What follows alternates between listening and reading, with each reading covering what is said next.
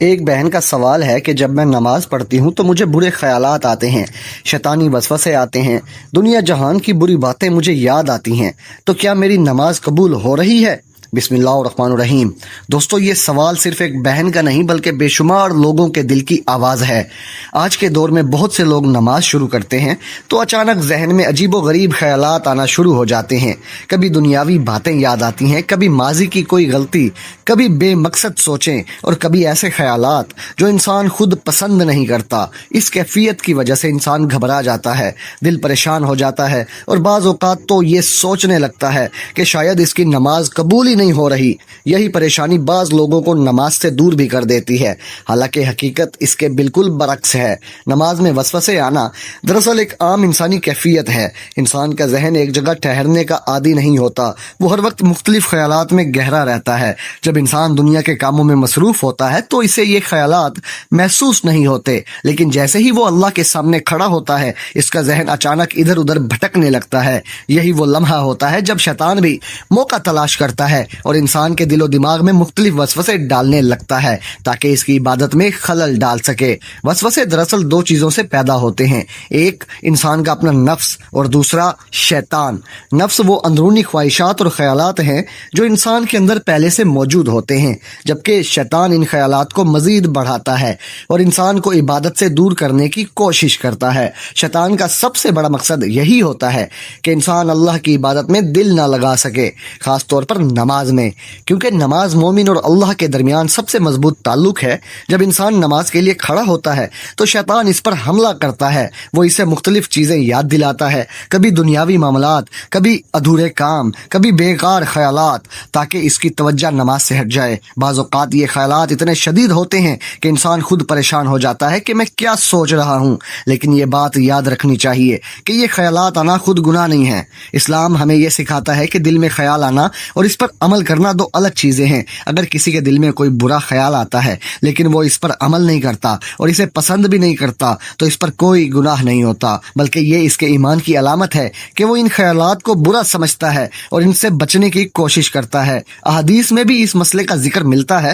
صحابہ کرام رضی اللہ عنہم نے بھی ایک مرتبہ اسی قسم کی شکایت محمد صلی اللہ علیہ وسلم کے سامنے پیش کی۔ انہوں نے عرض کیا، یا رسول اللہ، ہمارے دلوں میں ایسے خیالات آتے ہیں جنہیں بیان کرنا بھی ہمیں بہت برا لگتا ہے۔ اس پر نبی کریم صلی اللہ علیہ وسلم نے فرمایا کہ کیا واقعی تمہیں ایسے خیالات آتے ہیں؟ صحابہ نے عرض کیا، جی ہاں۔ تو آپ نے فرمایا کہ یہ تو صریح ایمان کی علامت ہے۔ اس حدیث سے یہ بات واضح ہو جاتی ہے کہ وسوسے آنا ایمان کے خلاف نہیں بلکہ ایمان کی نشانی ہو سکتا ہے، کیونکہ اگر دل میں ایمان نہ ہو تو انسان کو برے خیالات برا ہی نہ لگیں۔ جب انسان ان خیالات سے پریشان ہوتا ہے، ان سے بچنا چاہتا ہے اور اللہ کی طرف رجوع کرتا ہے تو یہی اس کے ایمان کی دلیل بنتا ہے۔ لہٰذا نماز میں وسوسے آنا، خیالات کا بھٹکنا یا دل کا مکمل طور پر نہ لگنا کوئی ایسی چیز نہیں جس کی وجہ سے انسان مایوس ہو جائے یا نماز چھوڑ دے، بلکہ یہ ایک آزمائش ہے جس کا سامنا ہر مومن کو کرنا پڑتا ہے۔ اصل کامیابی یہ ہے کہ انسان ان وسوسوں کے باوجود نماز کو جاری رکھے، اللہ کے سامنے کھڑا ہو اور کوشش کرتا رہے کہ اس کا دل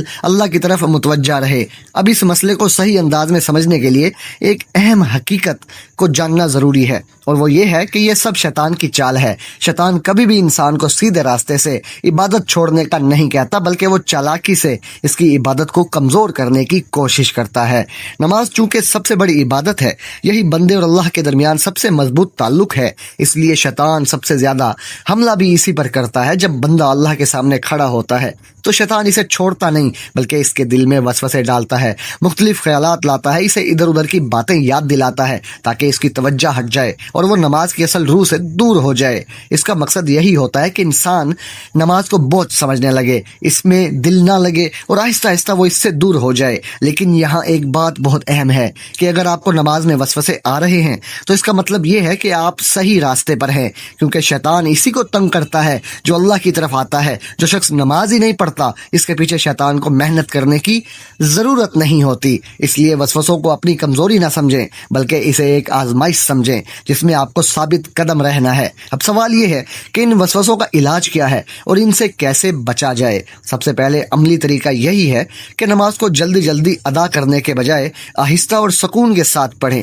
جب انسان جلدی جلدی کرتا ہے تو اس کا ذہن بھی منتشر رہتا ہے، لیکن جب وہ ٹھہر کر ہر لفظ کو محسوس کرتے ہوئے نماز پڑھتا ہے تو اس کی توجہ بہتر ہو جاتی ہے۔ کوشش کریں کہ جو کچھ آپ پڑھ رہے ہیں اس کے معنی کو سمجھیں، کم از کم اتنا ضرور جانیں کہ آپ اللہ سے کیا کہہ رہے ہیں۔ جب دل کو یہ احساس ہو جائے کہ میں اپنے رب سے بات کر رہا ہوں تو خود بخود خشوع پیدا ہونے لگ جاتا ہے۔ نماز کے دوران اپنی نگاہ سجدے کی جگہ پر رکھیں، ادھر ادھر دیکھنے سے ذہن بھٹکتا ہے جبکہ ایک جگہ نظر رکھنے سے توجہ قائم رہتی ہے۔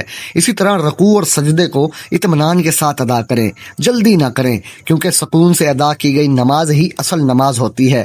روحانی علاج کے طور پر بھی ہمیں بہت خوبصورت طریقے سکھائے گئے ہیں۔ جب نماز میں وسوسے آئیں تو آہستہ سے اعوذ باللہ من الشیطان الرجیم پڑھیں، یعنی شیطان سے اللہ کی پناہ مانگیں۔ احادیث میں یہ بھی آتا ہے کہ ہلکی سی بائیں جانب پھونک مار کر شیطان کو دور کرنے کا عمل کیا جا سکتا ہے۔ یہ ایک سادہ مگر مؤثر طریقہ ہے جو نبی کریم صلی اللہ علیہ وآلہ وسلم نے سکھایا۔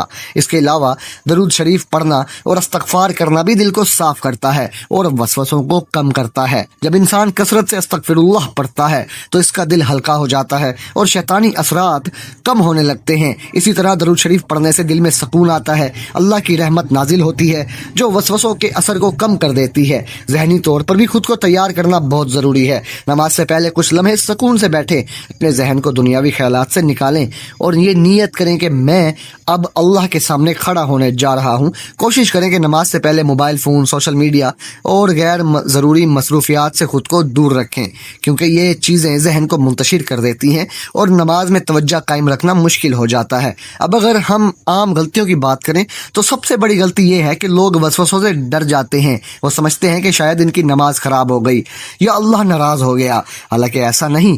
کچھ لوگ تو یہاں تک مایوس ہو جاتے ہیں کہ نماز چھوڑ ہی دیتے ہیں، جبکہ سب سے بڑی غلطی ہے جب دیکھیں کچھ لوگ خود کو گناہ گار سمجھنے لگتے ہیں، حالانکہ صرف خیال آنا گناہ نہیں ہے جب تک اس پر آپ عمل نہ کریں۔ اصل حقیقت یہ ہے کہ وسوسے آنا برا نہیں، بلکہ یہ اس بات کی علامت ہے کہ آپ کے دل میں ایمان موجود ہے، کیونکہ اگر ایمان نہ ہو تو انسان کو برے خیالات برے ہی نہ لگیں۔ شیطان اسی کو تنگ کرتا ہے جو اللہ کی طرف بڑھ رہا ہوتا ہے، جو نماز پڑھ رہا ہوتا ہے، جو اپنے رب کے قریب ہونا چاہتا ہے۔ اس لیے آپ کو گھبرانے کی ضرورت نہیں ہے، بلکہ حوصلہ رکھنے کی ضرورت ہے۔ یہ کوئی ایسا مسئلہ نہیں جس کا حل نہ ہو، بلکہ ایک عام آزمائش ہے جس سے گزر کر انسان مضبوط ہوتا ہے۔ اللہ تعالیٰ نیت کو دیکھتا ہے، کوشش کو دیکھتا ہے۔ جو بندہ بار بار کوشش کرتا ہے اللہ اسے ضرور کامیابی عطا فرماتا ہے۔ آخر میں یہی پیغام ہے کہ نماز کو کبھی نہ چھوڑیں، چاہے وسوسے آئیں یا نہ آئیں، نماز جاری رکھیں، وسوسوں کو اہمیت نہ دیں، انہیں نظر انداز کریں اور اللہ پر بھروسہ رکھیں۔ وقت کے ساتھ ساتھ یہ کیفیت کم ہوتی جائے گی اور آپ کو نماز میں سکون محسوس ہونے لگے گا۔ اگر آپ کو یہ باتیں فائدہ مند لگیں تو میرے چینل کو سبسکرائب کریں، ویڈیو کو لائک کریں اور کمنٹ میں الحمدللہ ضرور لکھیں تاکہ یہ پیغام مزید لوگوں تک پہنچ سکے۔